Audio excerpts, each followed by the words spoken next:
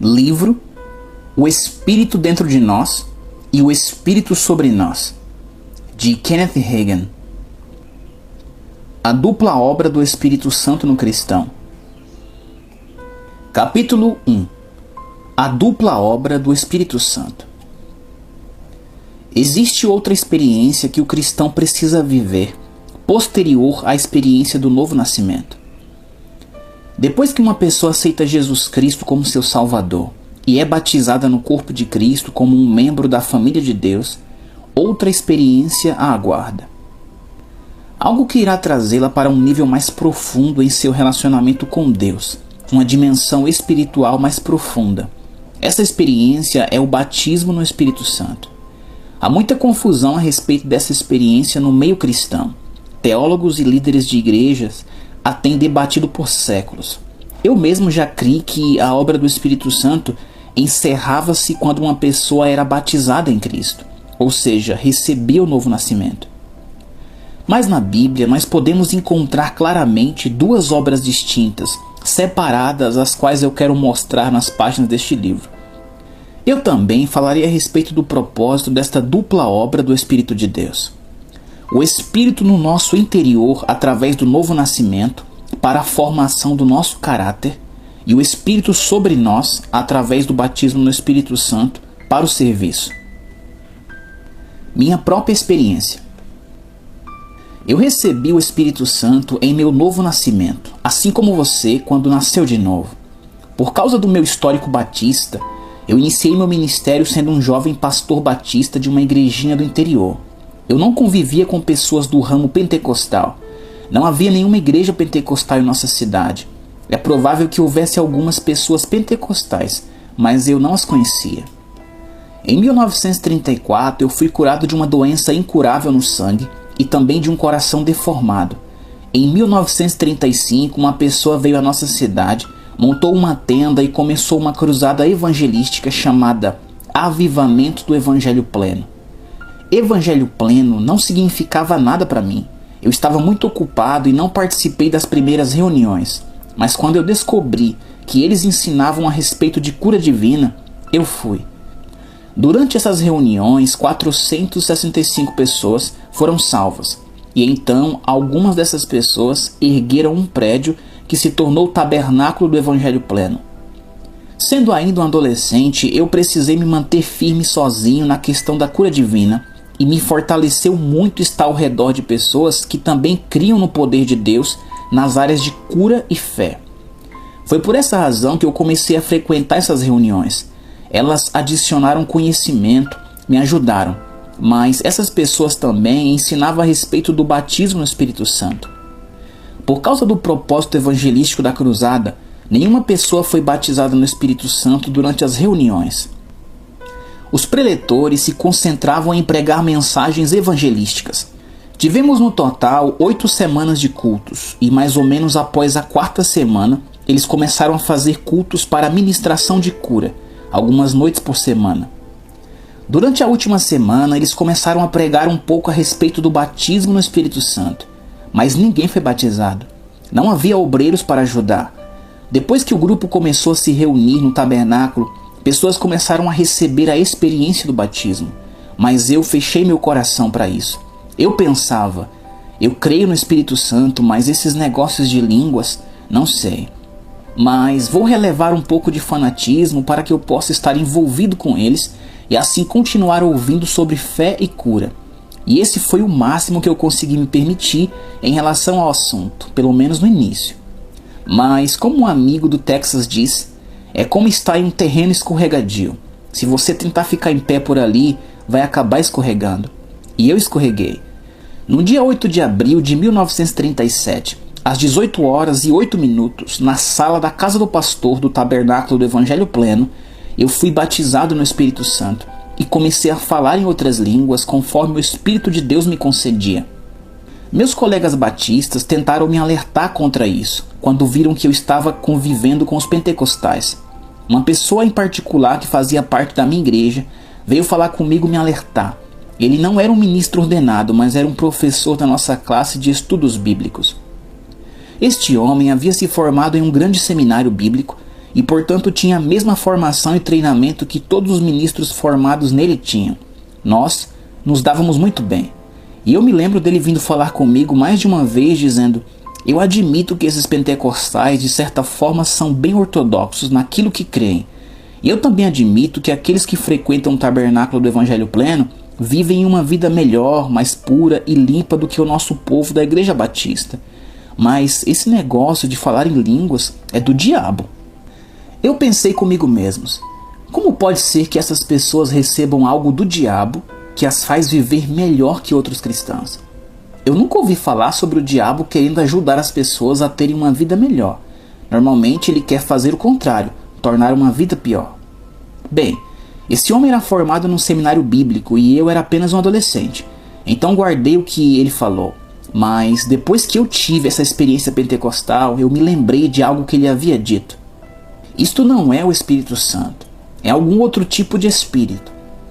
Pela forma como os pentecostais ensinavam, dava a impressão que uma pessoa nem possui o Espírito Santo em sua vida, até que receba o batismo no Espírito Santo e fale em outras línguas. Mas quando eu fui batizado no Espírito Santo e comecei a falar em outras línguas, e falei durante 1h30, uma das primeiras coisas que eu entendi foi que o mesmo Espírito Santo que me concedia as línguas naquele momento para que eu falasse, era o mesmo Espírito Santo que eu havia recebido 3 anos antes, quando nasci de novo. Eu não recebi no batismo um novo Espírito ou um que fosse diferente. O Espírito Santo não tem um irmão gêmeo. Ele é o único Espírito Santo. Existem diferentes obras do Espírito, mas ele é um só, o mesmo. Então eu comecei a ficar de olho naquele professor da escola bíblica dominical da Igreja Batista. Eu sabia que se nos encontrássemos ele iria começar a conversar a respeito disso e me alertar falando que as línguas eram do diabo, porque era isso que ele fazia todas as vezes em que nos encontrávamos. Eu cruzei com ele de propósito e começamos a conversar. Eu queria que ele chegasse logo no assunto, então eu o trouxe à tona. Eu disse: sabe aquela experiência pentecostal? O falar em línguas, da qual essas pessoas do Evangelho Pleno ficam falando? Sim, respondeu ele. Você sempre tem falado comigo a respeito, dizendo que é do diabo, eu disse. Ah, sim, com certeza é, ele disse. E como você sabe que é? Ele disse: simplesmente não é o mesmo Espírito. Ele falou: não é o Espírito Santo. Nós recebemos o Espírito Santo em nós através do novo nascimento. Esse aí é um espírito diferente. É mesmo? Eu perguntei. Sim, ele disse. Bem, eu continuei. Se essa experiência pentecostal de falar em línguas que eles têm lá no tabernáculo do Evangelho Pleno é coisa do diabo, então todo o movimento Batista do Sul também é do diabo. Do que você está falando? Ele perguntou. Eu disse: eu fui batizado no Espírito Santo e falei em outras línguas. Mas não tenha medo, você não vai pegar nada. O Espírito Santo é um cavalheiro. O mesmo Espírito que eu conheci na Igreja Batista do Sul quando nasci de novo é aquele que me deu as línguas para falar. Ah, isso não é possível, ele disse. Você já falou em línguas alguma vez? Eu perguntei. Não. Como você pode saber então? Bem, eu simplesmente sei que não pode ser o mesmo, ele respondeu. Você é formado num seminário, não é? Eu perguntei. Oh, sim, ele disse. Então você sabe que a Bíblia diz que o homem que responde antes de ouvir é um tolo. Provérbios 18:13. Não sejas tolo. Se você nunca falou em línguas, como você pode saber que espírito ele é? Eu continuei. Veja bem, eu recebi o novo nascimento, a experiência de nascer de novo. E eu vivi essa experiência também. Então eu tenho que saber. Eu tenho que pesquisar sobre isso. Ele gaguejou. Depois eu falo com você. Eu estou esperando por ele desde 1937. Ele nunca voltou para falar mais nada. Meu querido, quando somos batizados no Espírito Santo, não recebemos um espírito diferente. O mesmo Espírito que nos concede as línguas para que falemos é o que recebemos quando nascemos de novo. É somente uma dimensão diferente da sua obra em nós. O novo nascimento, com certeza, é de extrema importância, mas graças a Deus pelo batismo no Espírito Santo e pelo revestimento de poder que vem do céu para nós. Eu ministrei durante 3 anos antes de ser batizado e me lembro bem da enorme diferença entre o antes e o depois. O que a Bíblia diz?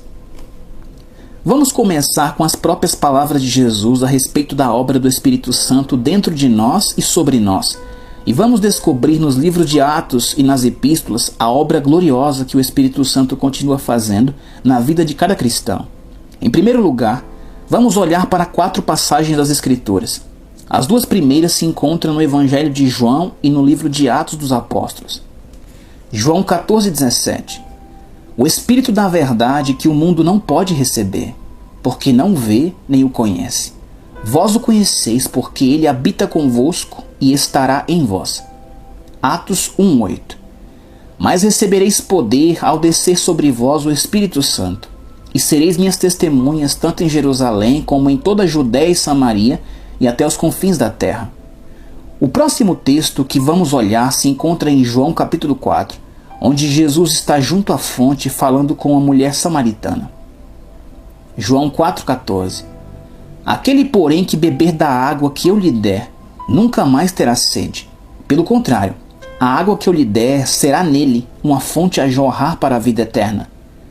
Vamos agora para João capítulo 7, o 4º texto das Escrituras. João 7, do 37 ao 39. No último dia, o grande dia da festa, levantou-se Jesus e exclamou: Se alguém tem sede, venha a mim e beba. Quem crê em mim, como diz a Escritura, do seu interior fluirão rios de água viva. Isto ele disse com respeito ao Espírito que havia de receber os que nele crescem, pois o Espírito até aquele momento não fora dado, porque Jesus não havia sido ainda glorificado.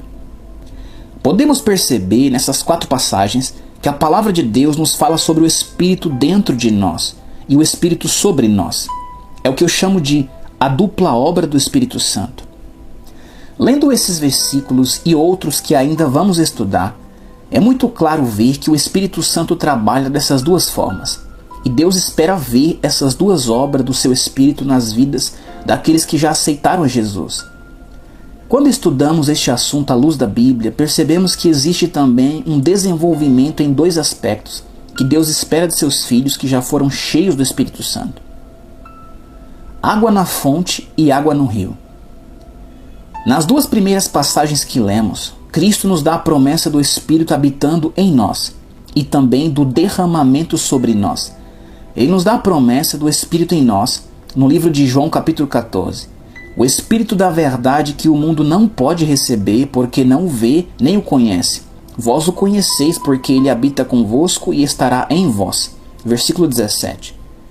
E a promessa do derramamento do Espírito em Atos, no capítulo 1, diz: Mas recebereis poder ao descer sobre vós o Espírito Santo. Jesus não falou que nos converteríamos ou que nasceríamos de novo quando o Espírito Santo viesse sobre nós.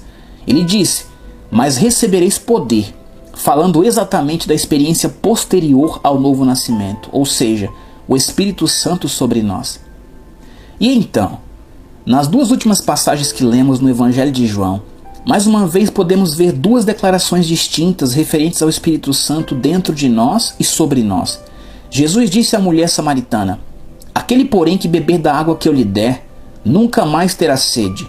Pelo contrário, a água que eu lhe der será nele uma fonte a jorrar para a vida eterna. João 4,14. Na Bíblia, água é um dos tipos ou símbolos do Espírito Santo. Jesus disse: A água que eu lhe der será nele. Agora note que o que Jesus fala a respeito do Espírito Santo em João 14,17 é bem parecido com o que acabamos de ver, porque ele habita convosco e estará em vós. Explicando a respeito do Espírito Santo como água, Jesus disse que essa água seria uma fonte a jorrar para a vida eterna. João 4,14. O capítulo 4 de João está se referindo à água da fonte, ou podemos dizer, o Espírito no interior. Mas Jesus também se refere ao Espírito Santo como água em João 7. Jesus está falando aqui de água, referindo-se à água de um rio, ou seja, o Espírito sobre nós. João 7, do 37 a 39. No último dia, o grande dia da festa, levantou-se Jesus e exclamou: Se alguém tem sede, venha a mim e beba. Quem crê em mim, como diz a Escritura, do seu interior fluirão rios de água viva. Isto ele dizia com respeito ao Espírito que havia de receber os que nele crescem, pois o Espírito até aquele momento não fora dado, porque Jesus não havia sido ainda glorificado. Perceba que o texto de João 4,14 está falando sobre algo em nosso interior. A água que eu lhe der será nele uma fonte a jorrar para a vida eterna. Jesus ainda está falando sobre receber a vida eterna aqui. Este texto de João 4,14 refere-se a um estado interior onde aquele que recebe é beneficiado com bênçãos em seu interior. Já o segundo texto que vimos, João 7, 37 ao 39, fala a respeito de outras vidas sendo abençoadas através do Espírito Santo fluindo em nós e através de nós, depois que recebemos o batismo no Espírito Santo. Quando o cristão recebe o batismo no Espírito Santo, o Espírito Santo vem sobre ele. Embora a água da fonte seja para benefício pessoal do cristão, Jesus também fala a respeito de água em João 7, 37 e 39, mas aqui são rios fluindo através de todo aquele que nele crê. Encontramos água tanto em fontes quanto em rios, mas elas possuem propósitos distintos entre si. Isso era especialmente verdade nos dias de Jesus. Entendemos então que água é um simbolismo do Espírito Santo e que existe essa dupla obra, uma dupla experiência em conexão com o Espírito de Deus, sendo ele água. Fruto e dons. Podemos entender agora que temos dois grupos de 9 características e dons em conexão com estas duas obras do Espírito Santo. Encontramos o primeiro grupo no livro de Gálatas, no capítulo 5, os 9 elementos do fruto do Espírito. Podemos também dizer que são as características que o cristão adquire como resultado do Espírito habitando dentro dele. Gálatas 5, 22 e 23. Mas o fruto do Espírito é amor, alegria, paz, longanimidade, benignidade, bondade, fidelidade, mansidão, domínio próprio. Contra estas coisas não há lei. O segundo grupo resume-se nos 9 dons e encontra-se no livro de 1 Coríntios capítulo 12. Eles são conhecidos como dons do Espírito. 1 Coríntios 12, do 7 ao 11.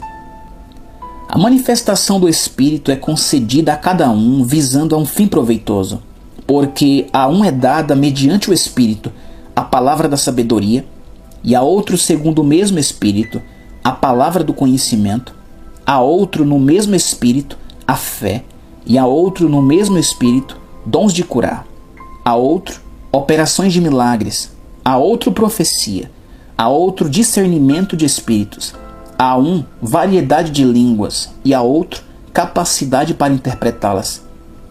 Mas um só e o mesmo Espírito realiza todas essas coisas, distribuindo-as como lhe apraz a cada um individualmente. Os dons do Espírito Santo são dados visando a um fim proveitoso, 1 Coríntios 12, 7, ou seja, para que os cristãos possam abençoar outras vidas através dos dons.